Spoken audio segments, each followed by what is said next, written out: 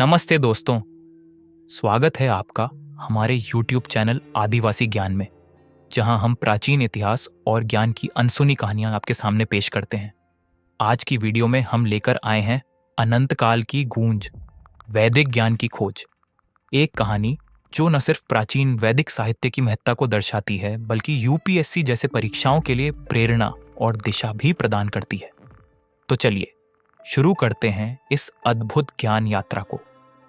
हमारी कहानी शुरू होती है आधुनिक शहर के दिल से, जहां तकनीकी उन्नति और रफ्तार भरी जिंदगी के बीच अर्जुन नाम का एक युवा यूपीएससी उम्मीदवार अपने सपनों की खोज में लगा है।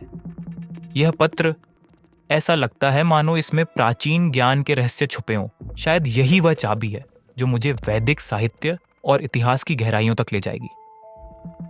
इस पत्र ने अर्जुन के अंदर एक अद्भुत उत्सुकता और रहस्य का संचार कर दिया।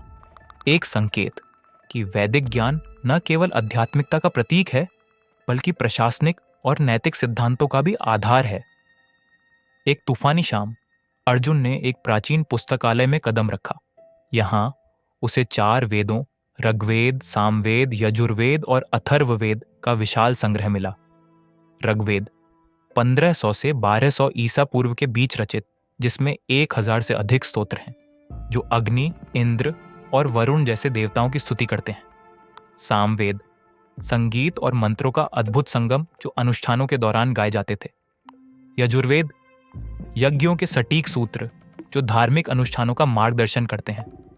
अथर्ववेद दैनिक जीवन की चुनौतियों, औषधीय उपायों और रहस्यमयी जादू टोने का वर्णन करता है।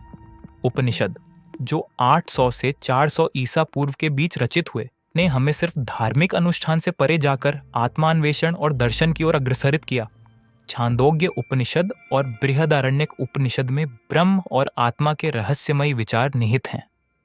वेदांत के उपदेश ने अर्जुन को यह एहसास दिलाया कि वैदिक साहित्य सिर्फ पुरातन ग्रंथ नहीं, बल्कि भारतीय समाज की नैतिक और प्रशासनिक नींव भी है।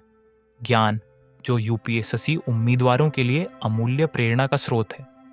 जिज्ञासा और रहस्य की आग से प्रेरित होकर अर्जुन एक ऐसे मंदिर की ओर चला जहां वैदिक ज्ञान और प्रारंभिक राजनीतिक प्रणालियों का संगम छुपा था। यहां सभा और समिति जैसी संस्थाओं के संकेत मिलते हैं जो आधुनिक लोकतंत्र के पूर्वज माने जाते हैं।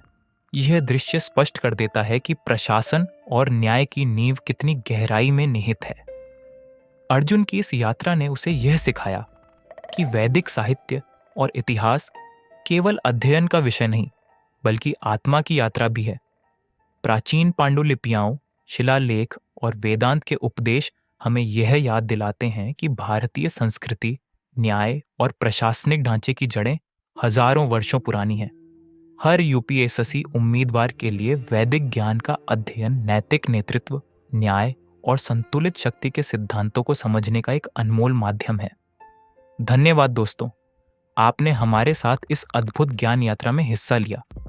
अगर आपको यह वीडियो पसंद आई हो तो कृपया लाइक, शेयर और सब्सक्राइब करना ना भूलें। अपने विचार और सुझाव हमें कमेंट्स में अवश्य बताएं। अगली वीडियो में फिर मिलेंगे, तब तक के लिए जय हिंद, नमस्कार।